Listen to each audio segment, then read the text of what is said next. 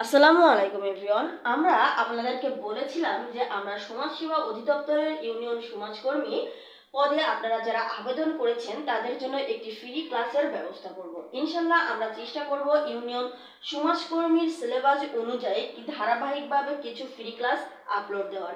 তাই আপনারা যারা ইউনিয়ন সমাজকর্মী পদে আবেদন করবেন তারা অবশ্যই আমাদের এই ক্লাসগুলো প্রতিনিয়ত আপনারা দেখার চেষ্টা করবেন, কেননা আমরা খুবই গুরুত্বপূর্ণ কিছু টপিক তুলে ধরবো যেগুলো থেকে আপনাদের কমন পাওয়ার সম্ভাবনা খুবই বেশি। তো আমরা প্রথমেই চেষ্টা করব যে আপনাদেরকে ধারাবাহিকভাবে গণিত যে টপিকগুলো রয়েছে সেগুলো তুলে ধরার জন্য, কেননা আমরা জানি যে ম্যাথ কিন্তু সবার কাছে একটু জটিল।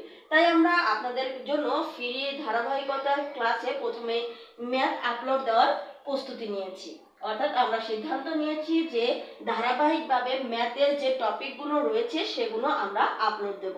তো ইউনিয়ন সমাজকর্মী পদে ম্যাথের জন্য কিন্তু বরাদ্দ করা হয়েছে 15 নম্বর। টোটাল কিন্তু পরীক্ষা হয় 70 নম্বরের মধ্যে। আপনারা জানেন যে ম্যাথের জন্য রয়েছে 15 নম্বর, আর এর জন্য একটি সুন্দর সিলেবাস রয়েছে এবং সেই সিলেবাস অনুযায়ী ধারাবাহিকভাবে আমরা চেষ্টা করব আপনাদের মাঝে ক্লাসগুলো দিয়ে দেওয়ার জন্য। তো চলুন তাহলে দেখে নেই প্রথমে সেই গণিতের সিলেবাসটি। তাহলে দেখুন, প্রথমেই রয়েছে মৌলিক সংখ্যা। মৌলিক সংখ্যা থেকে কিন্তু এই ইউনিয়ন সমাজকর্মী পদে বিভিন্ন প্রশ্ন এসে থাকে। আমরা বিগত বছরকে দেখেছি যে মৌলিক সংখ্যা থেকে কিন্তু প্রশ্ন করা হয়েছে। এছাড়া রয়েছে গড়।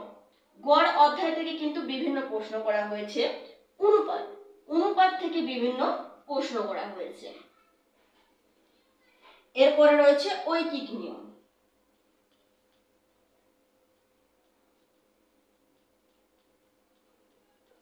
আপনারা দেখতে পাবেন লসাগু গসাগু থেকে কিন্তু এই সমাজসেবা অধিদপ্তরের ইউনিয়ন সমাজকর্মী পদে বিভিন্ন প্রশ্ন এসে থাকে। লসাগু এবং গসাগু,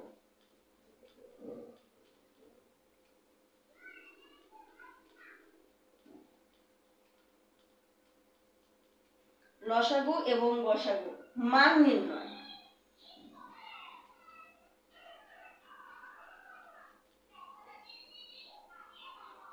উৎপাদক,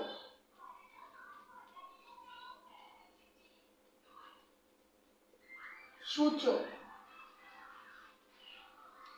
এছাড়াও ধারা, বৃত্ত, ক্ষেত্রফল,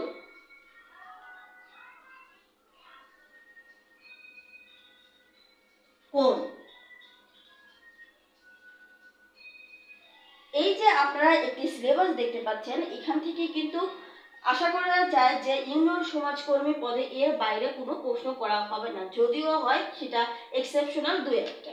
তো দেখুন, মৌলিক সংখ্যা থেকে প্রশ্ন করা হবে, গড় থেকে প্রশ্ন করা হবে, অনুপাত থেকে প্রশ্ন করা হবে, ঐকিক নিয়ম থেকে প্রশ্ন করা হবে, লসাগু গসাগু থেকে প্রশ্ন করা হবে, মান নির্ণয় থেকে প্রশ্ন করা হবে, উৎপাদক থেকে প্রশ্ন করা হবে, সূচক থেকে প্রশ্ন করা হবে, ধারা থেকে প্রশ্ন করা হবে, বৃত্ত থেকে প্রশ্ন করা হবে, ক্ষেত্রফল থেকে প্রশ্ন করা হবে এবং কোণ থেকে কিন্তু প্রশ্ন করা হবে।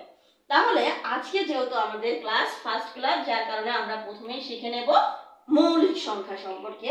যে প্রশ্নগুলো খুবই গুরুত্বপূর্ণ, ইউনিয়ন সমাজকর্মী পদে আসার সম্ভাবনা রয়েছে, সেগুলো আমরা মৌলিক সংখ্যা থেকে দেখে নেব। তবে আপনাদেরকে বলবো, অবশ্যই আমরা চেষ্টা করব এই ধারাবাহিকতায়, অর্থাৎ এই সিলেবাসটি সম্পূর্ণ ফ্রিতে কমপ্লিট করে দেওয়ার জন্য। তাই অবশ্যই আপনারা যারা ভিডিও দেখবেন তারা এই ধারাবাহিকভাবে প্রত্যেকটা ক্লাস করবেন এবং নোট করে রাখবেন। আর অবশ্যই যারা ইউনিয়ন সমাজকর্মী পদে আবেদন করেছে তাদেরকে আমাদের এই কাজগুলো শেয়ার করবেন। তো দেখুন, আমরা আপনাদেরকে বলেছি মৌলিক সংখ্যা সম্পর্কে আমি আপনাদেরকে আজকে আলোচনা করব। তাহলে আমাদের আজকের আলোচনার বিষয় হচ্ছে মৌলিক সংখ্যা। আপনারা কি মৌলিক সংখ্যা কাকে বলে যদি আমরা প্রথমেই জানতে চাই, তাহলে মৌলিক সংখ্যা কি এটা কিন্তু আমাদেরকে জানতে হবে যে মৌলিক সংখ্যা কি, মৌলিক সংখ্যা কোনগুলো, এটি কিন্তু আমাদেরকে প্রথমেই জানতে হবে। তাহলে যে সকল সংখ্যা এক এবং ওই সংখ্যা ছাড়া অন্য কোনো সংখ্যা দ্বারা বিভাজ্য নয় সেই সকল সংখ্যাকে মৌলিক সংখ্যা বলে। অর্থাৎ এক এবং ওই সংখ্যা এক এবং ওই সংখ্যা অর্থাৎ মৌলিক সংখ্যা, এক এবং মৌলিক সংখ্যা ছাড়া, এক এবং মৌলিক সংখ্যা ছাড়া অন্য কোনো সংখ্যা দ্বারায়,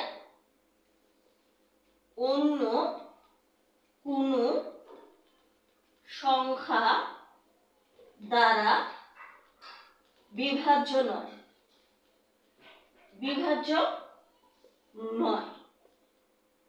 সেই সকল সংখ্যাকেই কিন্তু মৌলিক সংখ্যা বলে, সে সকল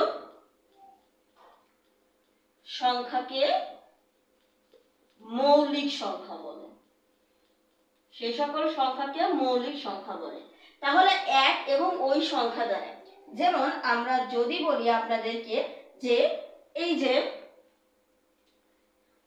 মানে আমরা যদি একটি উদাহরণ দিই তাহলে হয়তো বা আপনাদের কাছে এটা বেশি স্পষ্ট হবে। ধরুন 2, 3, 5, 7 এই সবগুলো কিন্তু মৌলিক সংখ্যা। কেন মৌলিক সংখ্যা? আপনারা দেখুন 2 একে 2, এছাড়া কিন্তু অন্য কোনো সংখ্যা দিয়ে এটা বিভাজ্যতা হবে না। এবার দেখুন 3, 3ও কিন্তু তাই, 3, 3 একে 3। এবার 5 একে 5, অন্য কোনো সংখ্যা কিন্তু আপনারা পাবেন না। 7 একে 7, অন্য কোনো সংখ্যা কিন্তু আপনারা পাবেন না। কিন্তু আপনারা যদি 4 দেখেন, 2 দুগুণা 4, 2 পেলেন। এবার দেখেন 4 একে 4, 4 পেলেন এবং 1ও পাইলেন। তাহলে 1, 4, 2, তাহলে 2 কিন্তু পাইলেন। এখানে যদি 1 আর 4 পাইতেন তাহলে কিন্তু এটা মৌলিক সংখ্যা হতো, কিন্তু এখানে অতিরিক্ত একটি সংখ্যা রয়েছে 2, যার কারণে কিন্তু এটি মৌলিক সংখ্যা নয়। তাহলে আশা করি বুঝতে পেরেছেন যে কোনগুলো মৌলিক সংখ্যা। যে সংখ্যা এক এবং ওই সংখ্যা ছাড়া অন্য কোনো সংখ্যা দ্বারা বিভাজ্য নয়, অর্থাৎ ভাগ করা যাবে না, সেই সকল সংখ্যাকে মৌলিক সংখ্যা বলে। তাহলে দেখুন আমি আপনাদেরকে প্রথমেই বলবো যে মৌলিক সংখ্যা মানে মুখস্থ করে রাখাটা সবচেয়ে অতি উত্তম। তবে কত পর্যন্ত মুখস্থ রাখবেন সে বিষয়টা আমরা পরে বলবো। আমরা প্রথমেই মৌলিক সংখ্যা রিলেটেড কিছু অঙ্ক দেখে নেব যে কোন সিস্টেমে কোন নিয়মে অঙ্কগুলো আসে। তাহলে যদি আমরা সিস্টেমগুলো বুঝতে পারি তাহলে কিন্তু আমরা বুঝতে পারবো যে আমাদের কোন বিষয়গুলো মনে রাখতে হবে। প্রথমে যদি আমরা সমাধান করে দেখি, কিন্তু আমরা যদি প্রথমেই বিস্তারিত দায় দেখি তাহলে কিন্তু হয়তো বুঝতে পারবো না যে কোনগুলো মনে রাখা আমাদের জন্য জরুরি। তাই আমি আপনাদেরকে শুধুমাত্র যেগুলো মনে রাখা জরুরি সেগুলো নিয়েই আলোচনা করব। তাহলে দেখা যাবে যে আপনারা এই পরীক্ষার জন্য কমন পাবেন বা ভালো ফলাফল করতে পারবেন। এখন যদি বিস্তারিতভাবে আলোচনা করতে চান বা আলোচনা করেন তাহলে সেক্ষেত্রে কিন্তু এখান থেকে আপনারা একটু পিছিয়ে থাকবেন। তো চলুন তাহলে আমরা কিছু গুরুত্বপূর্ণ প্রশ্ন দেখে নিই। এখন যদি আমি আপনাদেরকে প্রথম প্রশ্ন অ্যানালাইসিস করতে যাই তাহলে প্রথমেই যে প্রশ্নটি রয়েছে দেখুন, 1 হতে 30 পর্যন্ত কয়টি মৌলিক সংখ্যা আছে? প্রথমেই একটি প্রশ্ন রয়েছে যে 1 হতে 30 পর্যন্ত কয়টি মৌলিক সংখ্যা আছে? 1 হতে 30 পর্যন্ত কয়টি মৌলিক সংখ্যা আছে? 1 হতে 30 পর্যন্ত কয়টি মৌলিক সংখ্যা আছে? অপশন যদি আপনাদেরকে দেওয়া যায় তাহলে দেখুন, ক নাম্বার 13টি, খ নাম্বার 12টি, গ নাম্বার 11টি, ঘ নাম্বার 10টি। তো দেখুন 1 হতে 30 পর্যন্ত কয়টি মৌলিক সংখ্যা আছে?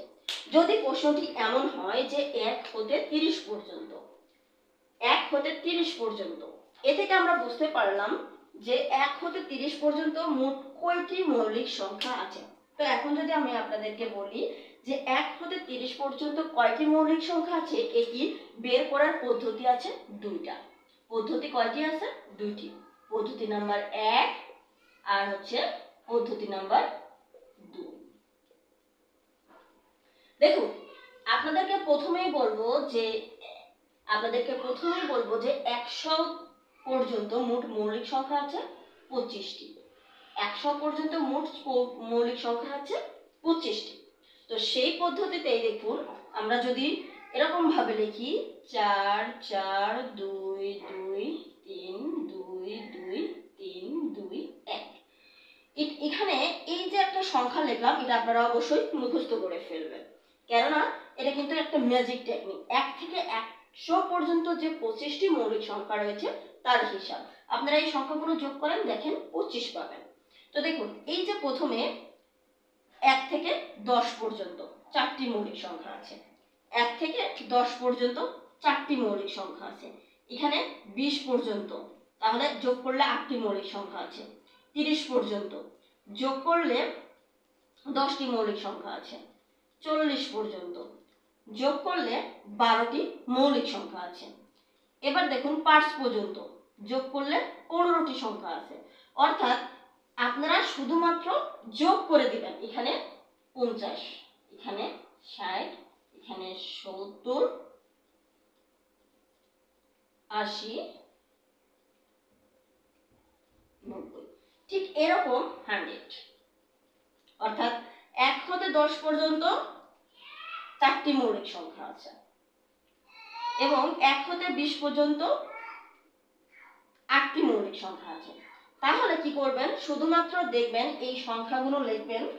এই যে সংখ্যা রয়েছে এই সংখ্যাগুলো যদি আপনারা লিখে ফেলেন যে 4 4 2 2 3 2 1, যখন আপনাকে বলা হবে যে 1 থেকে 30 পর্যন্ত কয়টি মৌলিক সংখ্যা আছে, 1 2 3, তাহলে দেখুন 4 যোগ 4 যোগ 2, টোটাল 10টি।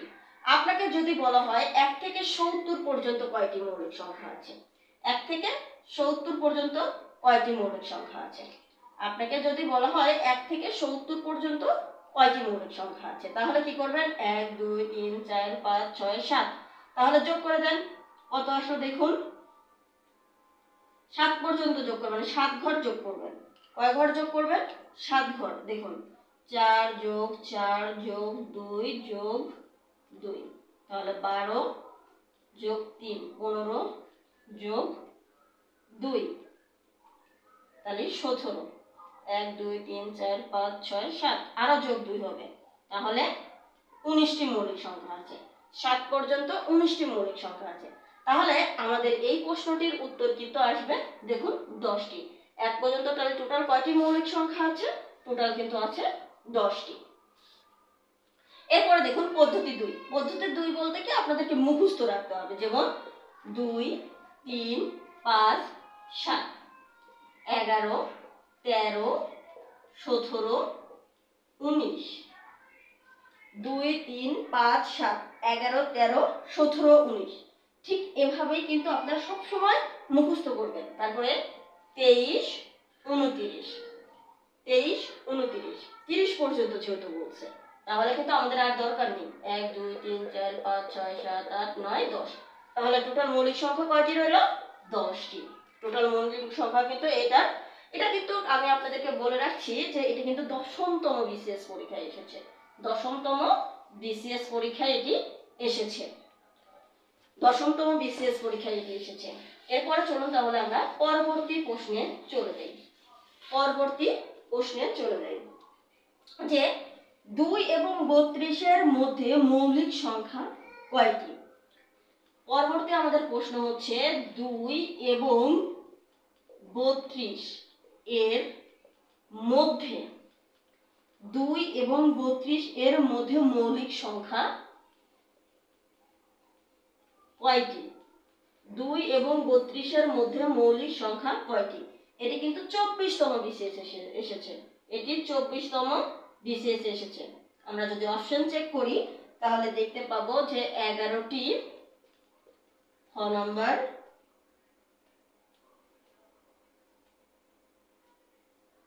9টি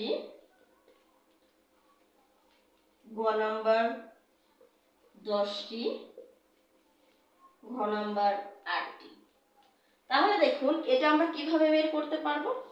এটা আমরা কিন্তু একদম সরাসরি যে আমাদের যেহেতু মুখস্থ আছে, তাহলে দেখুন 2 3 5 7 11 13 17 19 23 29 31, তাহলে 32 এর মধ্যে যেহেতু বলছে 2 এবং 32-এর মধ্যে যেহেতু বলছে তাহলে কিন্তু আমরা 2 নেব না, যেহেতু মধ্যে বলছে 2 পর্যন্ত, মানে 2 থেকে কিন্তু বলেনি, 2 থেকে বলেনি, বরং 2 এবং 32-এর মধ্যে বলছে। তাহলে এই যে 31 তো 32-এর মধ্যে, তাহলে এবার দেখুন যে কয়টি আছে, তাহলে 1 2 3 4 5 6 7 8 9 10, তাহলে টোটাল কয়টি মৌলিক সংখ্যা আছে? 10টি। সঠিক উত্তরটি হচ্ছে গ। সঠিক উত্তরটি হচ্ছে গ। আশা করি আপনারা বুঝতে পেরেছেন। যখন আপনাদেরকে মধ্যে বলা হবে তখন কিন্তু 2 এবং 32-এর মাঝে যে মৌলিক সংখ্যাগুলো থাকবে শুধুমাত্র সেগুলো ধরে হিসাব করতে হবে। এরপরে চলুন আমরা পরবর্তী আরো কিছু অঙ্ক দেখে নিই, যেগুলো কিন্তু এই সমাজসেবা অধিদপ্তরের জন্য খুবই গুরুত্বপূর্ণ ভূমিকা পালন করবে। তো দেখুন এরপরে রয়েছে যে 40 হতে 100 এর মধ্যবর্তী বৃহত্তম এবং ক্ষুদ্রতম মৌলিক সংখ্যাদ্বয়ের গড় কত? অর্থাৎ 40 হতে 100, 40 হতে 100 এর মধ্যবর্তী, আপনারা একটু খেয়াল করবেন, মধ্যবর্তী বলতে বলছে 40 হতে 100 এর মধ্যবর্তী বৃহত্তম ও ক্ষুদ্রতম মৌলিক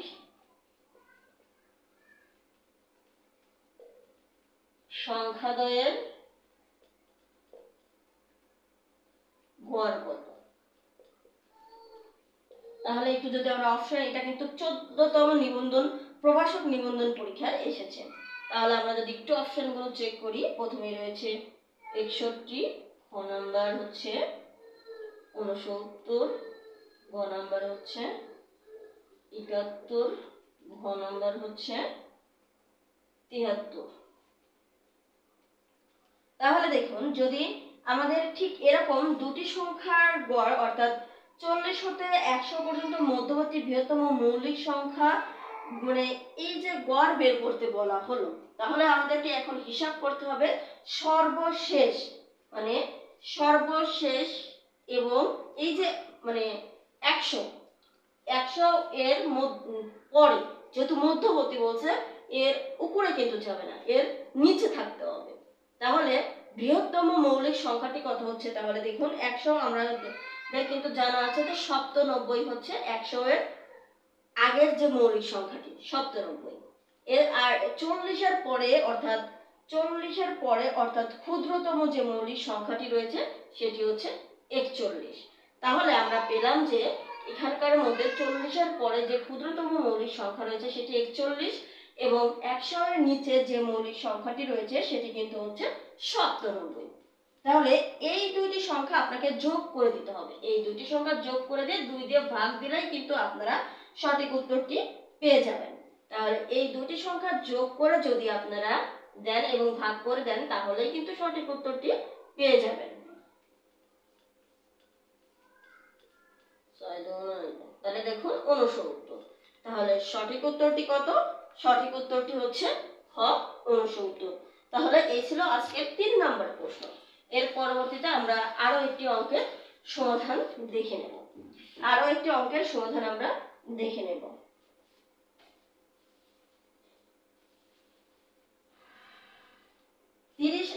15 থেকে 30 এর মধ্যবর্তী মধ্যে মৌলিক সংখ্যাগুলোর যোগফল কত? আচ্ছা, আমরা এই অঙ্কগুলো যদি বলি যে আপনাদেরকে যে এই অঙ্কগুলোর সমাধান আপনারা যদি নিজে নিজে করতে চান তাহলে অবশ্যই কিছু বই থেকে প্র্যাকটিস করবেন, তাতে হয়তোবা আপনাদের অনেক বেশি ভালো হবে। দেখুন এই যে 30 ও 40 এর মধ্যবর্তী বৃহত্তম ক্ষুদ্রতম মৌলিক সংখ্যার ব্যবধান কত? এই প্রশ্নটি কিন্তু ইউনিয়ন সমাজকর্মী পদের পরীক্ষায় এসেছে। 30 এবং 40 এর মধ্যবর্তী 30 এবং 40 এর মধ্যবর্তী বৃহত্তম ও ক্ষুদ্রতম মৌলিক সংখ্যার ব্যবধান কত? ব্যবধান কত?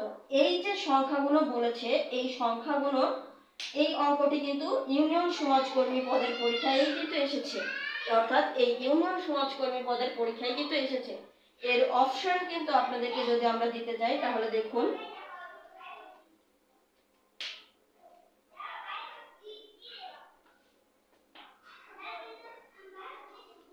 ক নাম্বার 5, খ নাম্বার 6, গ নাম্বার 9, ঘ নাম্বার হচ্ছে 7। তাহলে 30 এবং 40 এর মধ্যবর্তী বৃহত্তম ও ক্ষুদ্রতম মৌলিক সংখ্যার ব্যবধান কত? এটার ব্যবধান যদি আমরা বের করতে চাই তাহলে 30 এর পর সব 30 এর পর কত ক্ষুদ্রতম সংখ্যা? আমরা কিন্তু দেখেছি 30 এর পর 31 হচ্ছে মৌলিক সংখ্যা, এটি হচ্ছে ক্ষুদ্রতম, এবং 37 হচ্ছে বৃহত্তম সংখ্যা। 37 হচ্ছে বৃহত্তম সংখ্যা। তাহলে এদের ব্যবধান কত? 6। তাহলে বৃহত্তম এবং ক্ষুদ্রতম মৌলিক সংখ্যার ব্যবধান কত? মধ্যবর্তী, এই যে বৃহত্তম সংখ্যা কি কত কত দেখুন 37 এবং ক্ষুদ্রতম সংখ্যাটি 31, এদের ব্যবধান কত? 6। তাহলে সঠিক উত্তরটি হবে হচ্ছে 6। সঠিক উত্তরটি হবে হচ্ছে 6।